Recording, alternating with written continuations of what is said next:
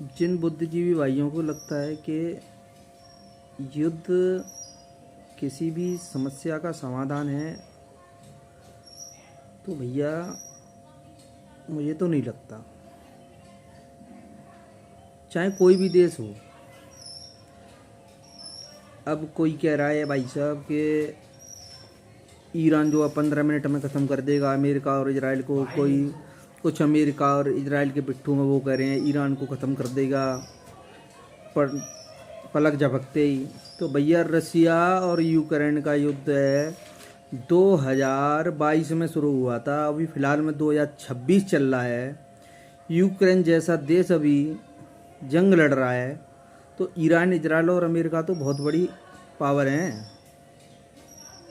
तो ये बेवकूफ़ी भरी बातें न करें। और जिन लोगों को लगता है कि भैया युद्ध समाधान है, और जैसे कि हमारे देश के पीएम हैं उन्होंने सीज फायर कर लिया या पाकिस्तान से लड़ाई बंद कर दी, तो भैया हमारे देश का पीएम है वो पागल नहीं है, बहुत समझदार हैं वो। क्योंकि आप 4 साल लड़ लो, 10 साल लड़ लो, आखिर में जो युद्ध ख़त्म होना है वो बातचीत पर ही ख़त्म होना है। तो भैया मरने के बाद बातचीत करनी है तो पहले ही कर लो ना, क्या दिक्कत है। शायद तुम ही बुद्धिजीवी रह गए हो, तुम्हें ही पता है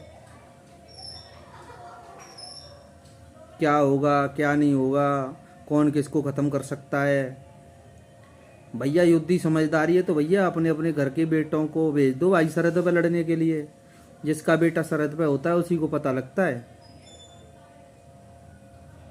जिनके बच्चे विदेश में, ईरान में, इजराइल में, अमेरिका में फंसे हुए हैं, उन्हीं को पता है कि दिक्कत क्या है।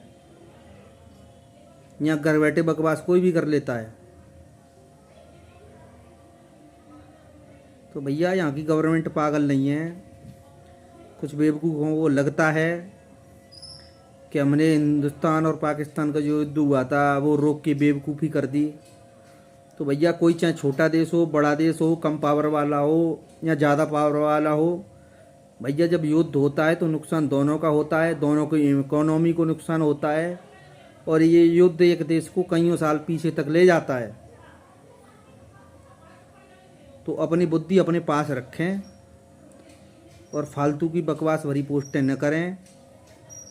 जिस देश में रह रहे हो, जिस देश का खा रहे हो, उस देश के हित में बात करें। धन्यवाद।